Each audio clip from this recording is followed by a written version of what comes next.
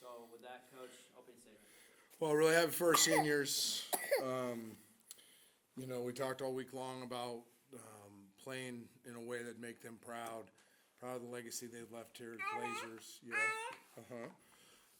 And then they showed, a bunch of them showed up tonight in a big way. I think, Fish's play, T-Palm, Skull, others, just played at a really high level. So really happy for them. You coming, Maddie, or Christian?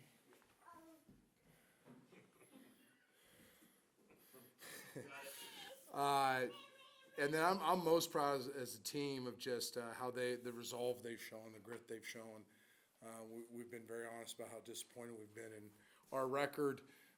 I've been around a lot of football teams that would cave in these moments, that would divide, and they've been steadfast in staying the course and trusting the process and learning how to live a certain life on and off the field regardless of what their circumstances are. So that's what I'm most proud of.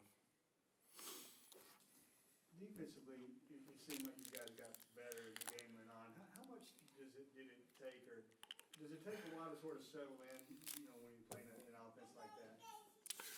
Our defense has gotten significantly better these last 5-6 weeks. It hasn't shown all the time. I think tonight, even in the message at halftime was, guys, you're playing really good defense. You've given up 2 big plays, 2 double moves for big plays. But, if you just look at the snap in and snap out, we're playing a much higher level. They couldn't run the football. We were getting to the quarterback anytime it wasn't a quick play. We had taken away their screen game, which is a huge part of what they do. A huge amount of their offenses in their screen game. Took it away. I think Sione's done an incredible job the last 3-4 weeks of identifying what we do best, majoring in it. We've been waiting to have a game that showed that. I don't know this to be fact, but I was asking Ted on the way in. I think this is the lowest point total they've had with EJ playing quarterback. When Quincy's played, they've struggled offensively. With EJ playing, I think we had the most success against them. And I told Sione after the game, I said, that's a great building block. You played fantastic defense outside of, 5 plays. People always look at the stats and go, oh, okay, well, the crappy defense, this and that. But really, it's critical moment defense. It stops. It's making big plays. It's getting your offense the ball, and I thought they did a really good job with that. Along that same line, you look at the first half, you gave up, I believe, 2 drives, more than 12 plays, some other longer yardage drives. But the second half, you held them to half the yardage. I think the longest drive of 8 plays ended in a field goal. Just what were the adjustments that maybe Sione talked to you about making in that halftime? Yeah, we talked after the second drive, me and him on the headset. I'm like, hey, this is what we talked about in the week. He makes a living on free access. We got to take away his access. We got to make every throw hard. So a lot more press coverage. Trusting our corners, trusting our coverage guys to make it uncomfortable. Put a lot of pressure on our defensive line to clog the inside of the pocket, to make it hard to see. And then the second half, more of the same. We didn't really change anything. It was really after the second drive we changed the most, and just kind of started doing it better. They beat us on some man stuff, some man beaters in the first half, and they drew them up at halftime. We've been looking to have a really good second half. The second half's killed us this year, so I was really proud that we had a good one tonight. How much momentum was kind of swung with Fish's sack there? I think it was a big play. I think, obviously, massive play there. There were a lot of momentum plays. I challenged them to, yesterday after practice, I said, we've talked about everything. At some point, we're going to have to go out there and make a bunch of plays. Like, you have to make these game-changing plays, and you take pride in doing it, and it became a little competition the last 24 hours. Guys talking about who are going to make the most plays. And I thought T-Palm made a handful. I thought Fish made a handful. D-Mec made a handful. Demps made a great one, got called back. Ricky Lee. Jacob made some big-time plays. School made some big-time plays. So the guys took turns making plays. The offensive line this year, obviously, it's been kind of a crazy year. You guys hurt, in and out, changing lineups and stuff. But today, when you rush for 200 and whatever it was yards, and you just kind of talk about the job that those guys did, because you kind of put it on their shoulders too to say, we got to run the ball. Yeah, we wanted to be balanced. I think we were. We're pretty. I'm looking at it right here. 359 rushing, 246 passing. Yeah, and attempts, 46 attempts rushing. How many passing attempts? 28. So, you know, we were run heavy, which is a good thing. You know, when you play with tempo like we do, and you want to get a lot of plays, I see 74 plays again.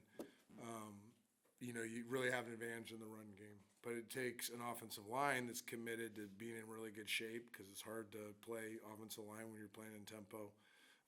We've really harped on just trying to get better at some basic things that have hurt us this year, and I felt in the last few weeks we have. Last game was kind of an aberration because we had made so many good strides. But yeah, proud of those guys for continuing to work hard and getting better every day.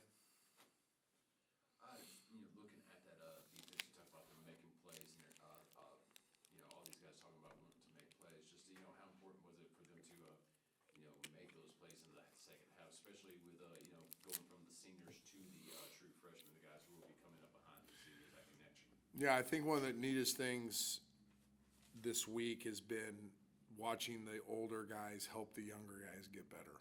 You know, Ricky Lee has never played safety. He's playing safety the whole second half.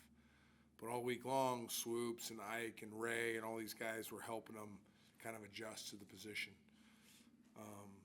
You know, you see at the defensive line with Emmanuel and Tyler, you know, the older guys helping them. Offensively, T-Palm helping Corey Milliner out this week. We played another true freshman that hadn't seen game time tonight, so I don't know if that's put us at 20 or something, some ridiculous number. You know, that's been really encouraging to see. And then, you know, the seniors taking a leadership role by making those plays we talked about, like making the extra special play. And T-Palm, not just the one touchdown catch, but two really tight coverage grabs that were big plays in this game. Skoll continuing to play at a hugely high level, but then rooting for Lee Beebe when he comes in the game and, you know, being the first one to cheer him on. So 8-ball, Demetrius Battle coming in, hasn't seen a ton of playing time on offense and gets us a big touchdown, another lead by example type thing by a senior. Kind of on that line, you talked a little bit about it before here, but just getting those guys, those seniors, a win in their last game. I mean, how important was that to you? And you know, was that on your mind you know, before the game and that type of thing? Yeah, we game planned around it too. You know, I mean, T-Palm was obviously a focal point. Skoll was a focal point. So, yeah, things we did up front defensively. Yeah, we talked about it all week long as coaches, as a team.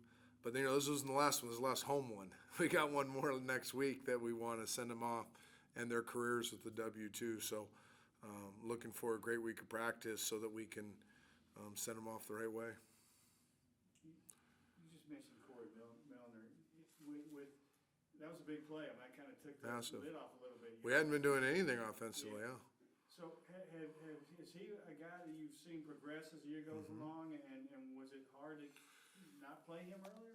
No, you know, practice is really competitive. I keep saying this, and I can see why people are skeptical because we haven't had a great season, but we made practice very competitive, and you have to earn your playing time. And challenged Corey 3 weeks ago. I said, hey, you know, at some point you got to take this thing a little more serious, and he did. To his credit, he started really investing more emotional energy into practice and treating it more like a profession instead of a hobby. And we started seeing it. Like this week, a couple times as coaches, we're like, okay, that looks like a man out there, not a boy. And we wanted to throw him and Shanks both kind of to the fire and be like, hey, we're not giving you packages. You got to learn the whole thing. So both of them are responsible for the whole thing this week. Shanks at H and Corey at X. And we said, we'd play them and based on the game, how the game flow was going, see how much they played. And then both of them responded in a nice way. Anything else? All right, Coach, thank you. All right, thanks, guys. Oh, excuse me.